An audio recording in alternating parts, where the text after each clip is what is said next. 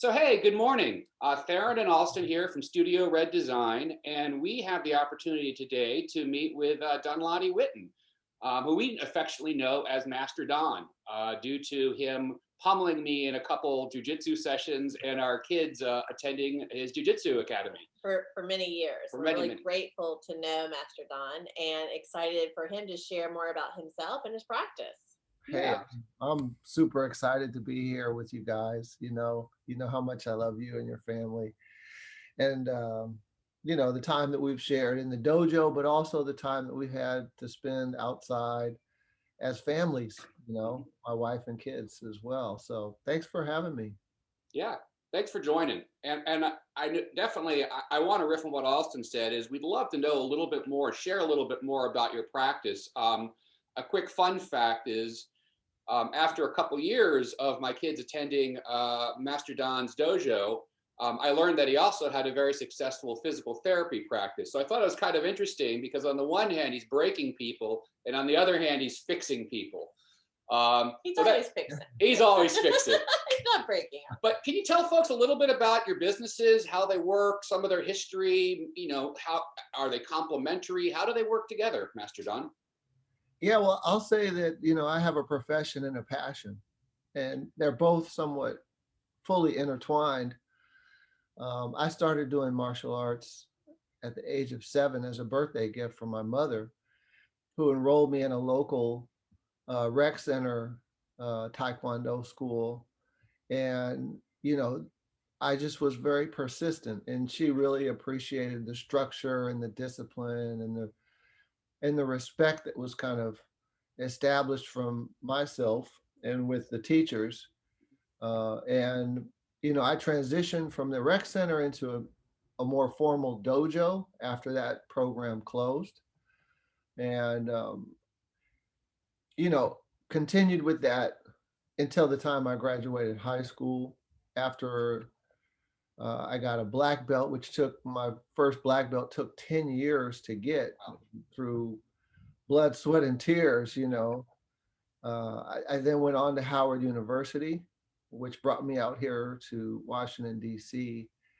I trained with Howard University's Taekwondo Club, and then did some teaching as well after I graduated the university. I got into jujitsu when I met the my former teacher, Grandmaster Kim, who we just stumbled upon where I worked, which is a fitness center. He just rolled in there one day, and we started up a conversation, and he knew my former instructor, and there was this instant kind of bond. And he's like, "Well, you follow me, I'll teach you jujitsu."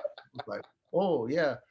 And just based on that conversation, I didn't know what I was getting into, but I really became an assistant to a world-class martial artist who he made inroads into some really important organizations and institutions, such as teaching, on the Hill within the buildings of Congress, Wow. teaching at the Justice Department, teaching at the State Department, teaching at the Department of Energy, teaching on the military base at Fort McNair at National Defense University. Wow. And I shadowed him as his senior student, and was very kind of humble and subservient to learning the art. He never charged me, but I was there to provide him with kind of assistance in his marketing and teaching, and having had all the experience that I had, we worked really well together and had a friendship, and also like a father and son relationship.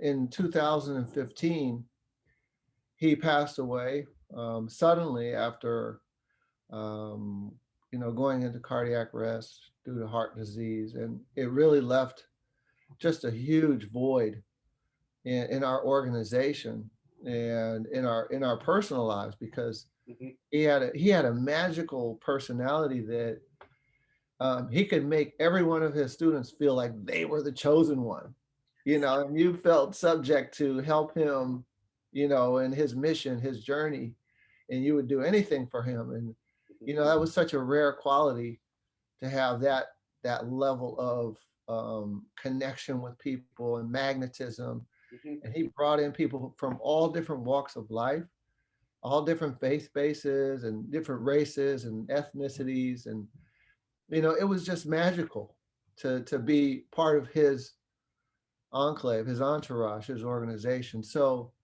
um, after he passed away, our community came together, and we kind of formed this democratic group that, although I was kind of the senior most student and I had a lot of business experience, we still worked together at the higher levels to ensure that the programming, as far as the classes and the um, things, would continue. And so it took three of his eldest students to try to fill his shoes. They're big. And this for him was his full-time profession. Yeah. For us, we all were employed, and so managing the schedule and kind of figuring things out became a real journey and task and challenge. Absolutely. And there was some conflicts in personality and leadership style and stuff, but we've overcome that.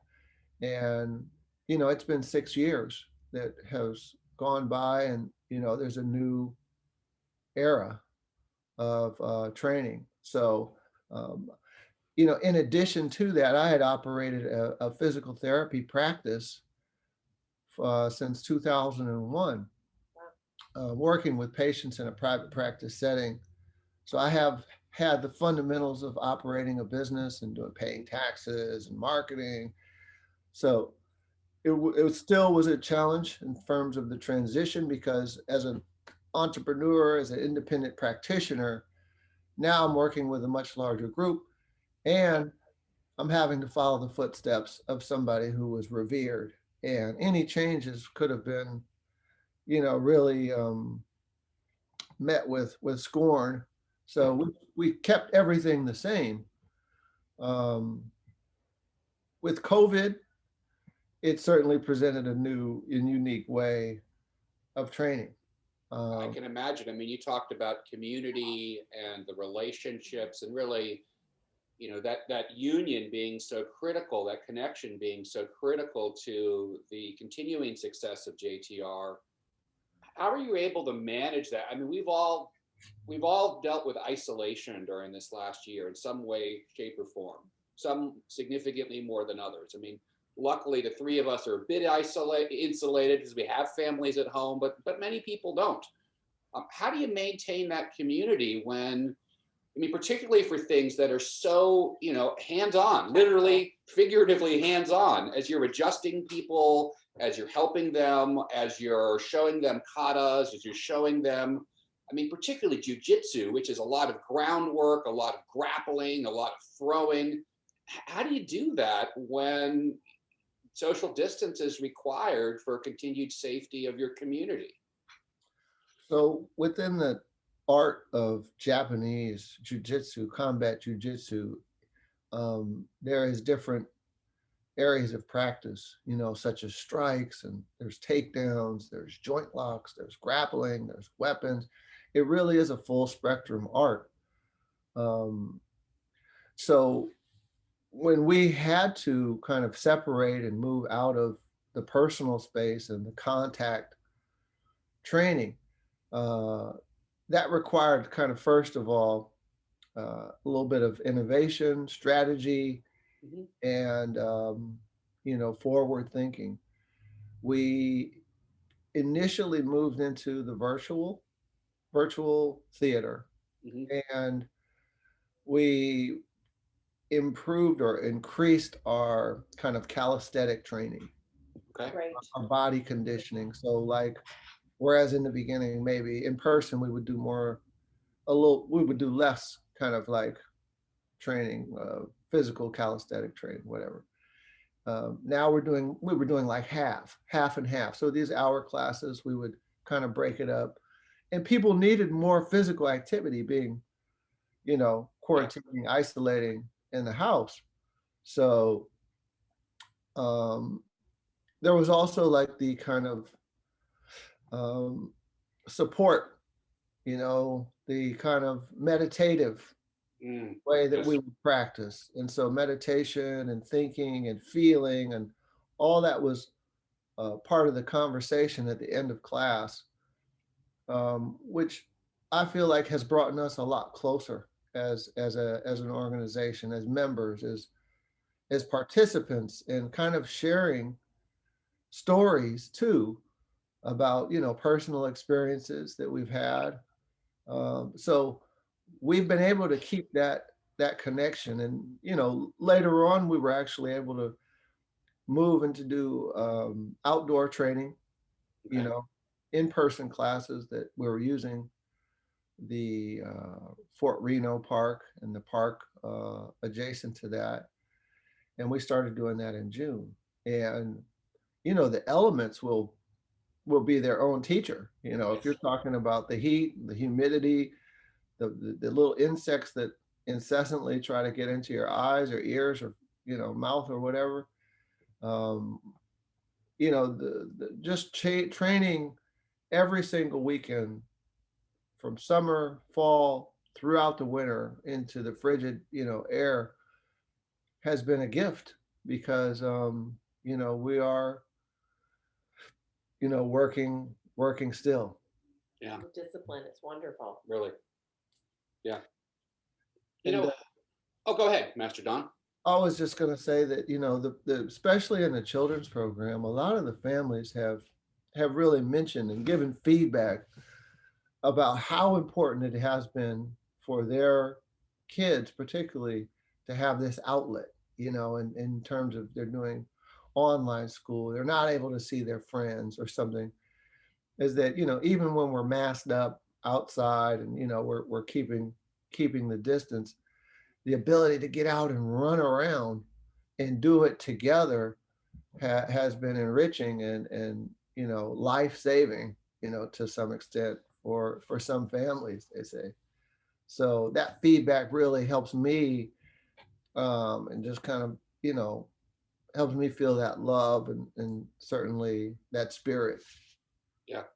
And you talk a lot about spirit and emotional health. You were talking about the meditative aspect at the end of sessions.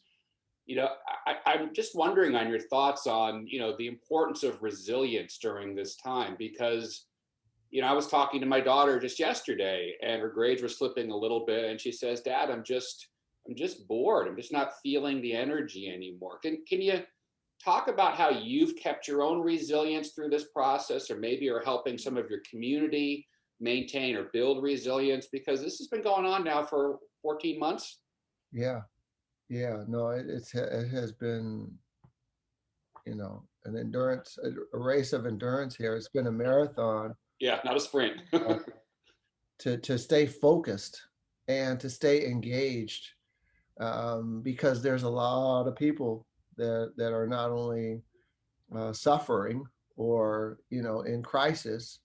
That can be a physical crisis as far as health disparities, but it also can be a mental crisis, which is often overlooked because the way that mental health challenges or disorders are layered. We can still maintain function, Hmm. and still have a mental health, um, impairment or disease or disorder.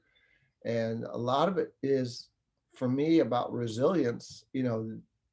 The kind of core focus of martial arts is not about kicks and punches, which a lot of people think, hey, oh, you're doing karate, you know what I mean? Okay, yeah, I got it. But it is about self-development. It's about a real connection between mind, body, and spirit. And we can define using and moving as being, and controlling as being, Hmm. the body, right? If you have to form your body in a certain way, and hey, you do it exactly like this. And, you're moving like this. No, no, no, you move it like this. And so through that repetition, you create connection with your body. And the mind is much more difficult to train. We know, it's like, don't reach for those cookies. It's that monkey mind in yoga, yes. Right? Yeah. But it's, I would say it's about really giving yourself an opportunity to practice patience, or to practice some form of humility or servitude. Help somebody else. What does that look like? It's not just, I'm going to help you so that I get something in return. No, just do it free willed, and see how that makes you feel. So or discipline. What does discipline mean, and how can you exercise forms of self-discipline? What does that do for you? These are the kind of questions that are posed not only to students but to instructors. Myself, I have to, as they say, walk the talk. Yeah. And so that's not always easy. And finally, when you talk about spirit, a lot of people think about the soul, like I die, my soul leaves. I really kind of define spirituality as that interconnectedness between people and all living things. Is that, look, you and I have the ability to feel and communicate. We're living our lives within the same time frame, so we are spiritually connected. We have that ability to send and receive messages that can shape or alter our lives in a way that can really be beneficial or harmful. So, spirituality is not an individual thing. It's more of a shared thing. Even if it's shared within, it's like, okay, I'm connecting to this higher power. I'm looking at the sunset, or I'm observing the ocean, and I feel that. I feel that existence. I love that. Yeah. Mhm. Very cool. Very cool. Oh, it's wonderful that you bring that to the community, the other instructors as well as the students. I do think it's a real gift, and just glad that it seems like you'll be moving back into a physical space, which is exciting in terms of how do you see moving forward? Yeah. Tell us about with that. JTR Jujutsu and your vision for your community. And I guess as part of their answer, I would really love to know also is, you talked about honoring the tradition of the Grand Master and really keeping that space and that experience and that structure very much the same. How do you see that playing out going forward? What are your plans for continuing to honor that, but also honor, what you have now is a very different school than the Grandmaster had 6 years ago. Right, right. Yeah, I mean, well, I took over his school particularly, his all of his certificates and images and pictures, and it was just a deep history that was laminated on the walls of the school, and you know, everything in there belonged to him. Yeah. And at the time that we transitioned out of that space, his his wife Yeah. came and took everything out that belonged to him. And so, on the last few days, it was kind of surreal just looking at the school. Oh, wow. Wow. Without anything that was really part of him. And so it was the end of a chapter that was his space that we were preserving. And so the next school would be certainly a new chapter. Okay. And there would be new way of viewing the school there. So the next, we've been looking at spaces um, for the last 6 months or so, and working with a realtor, and doing walkthroughs and trying to find the right kind of landing. And I think we have found a good space. We're in discussions with the landlord, and it will remain in the Tenleytown area. on Wonderful. Wisconsin. And so, I anticipate that we could even possibly be opening the school and then kind of progressively um, working within the confines of CDC guidance and the Sure.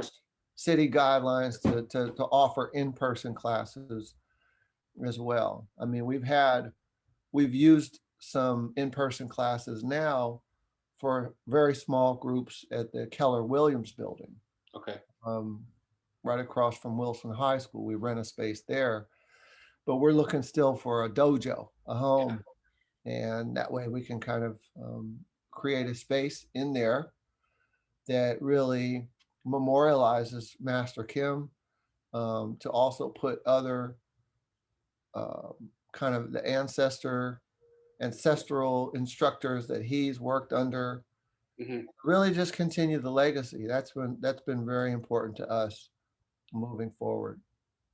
It's wonderful to be looking back in order to help to Yeah. guide the path forward. I think that's so important. Well, and selfishly, we're just delighted that you're going to maintain your presence in the Tenleytown area, because you and all of your instructors and students have become very much part of our community. So very glad that path is continuing. A final question for you, Master Don. What do you think you've learned or incorporated or figured out during this pandemic time that may become part of your regular practice going forward? Are there any insights, wisdoms, practices that you think will be really core to the JTR Jiu-Jitsu practice in the future on account of going through these 12, 14 months? Hmm. Um, yeah, well, there's been a number of lessons that have been offered as a result of the huge changes that have had to happen. One of which is just being fluid and flexible Mm. with your thinking, because you know if you make these plans, the universe, God will certainly have a good laugh, right? Like, Yeah. yeah, And how? And how? I don't think so. but Ah. um, and it's funny that we don't expect it. You know, we've marched through life, and there's been all these huge changes. You're like, well, I'm gonna marry this person. I'm gonna go visit this. I'm gonna do this. It just doesn't turn out that way. And so, the more that you kind of, the longer you live, the more that you really can appreciate the changes, because it's not, they're not absolute. They often, when one door closes, another door opens, kind of thing. The other thing is a sense of kind of appreciation and gratitude, Mhm. and real kind of humility that, it's not me, it's us. It's a Yes. whole global community that Yeah.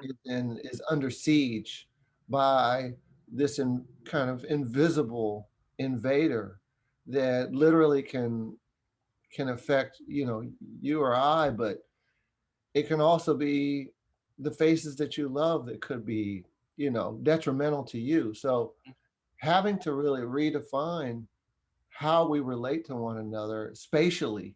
Yeah. We're challenging hundreds of thousands of years of kind of our natural, gregarious, nature. And so that's been a real struggle for many people. I can even include myself, to say, hey, I just want to dap somebody up, or give them a hug. Wait a second. Now I'm giving you the elbow, the fist pump, or, Well, you well, know, the I mean, foot. Master Don, a year ago, if you're walking down the street and you saw somebody coming towards you and you crossed to the other sidewalk, people would have thought you were crazy, mean, grumpy, whatever, racist, who knows? Right. Now, when you do it, they're like, thanks very much. Like, wow. Yeah. So yeah, I think as we were talking offline, there's been a number of people who have passed away. We have to recognize the amount of suffering that some people have had in their lives personally, or at the community level, or even at the global level. That hasn't gone unnoticed. And so, you know, we really recognize the moment of truth around what has happened. And, you know, this isn't the first time within humanity. And, you know, who knows, it could be a meteor next time that comes and wipes out half of the planet. You know what I mean? Like, and we could be living in a cave underground or something. Like, you know, we have to look on the bright side of life, and you know, the cup is always half full. Yeah, yeah. So true. Well, I think that's a great way to end. Master Don, thank you very much for your time, your insight. You are always a treasure of information, and we here at Studio Red really wish you the best on this new journey for JTR, and look forward to connecting again soon. Be well. All right. All right.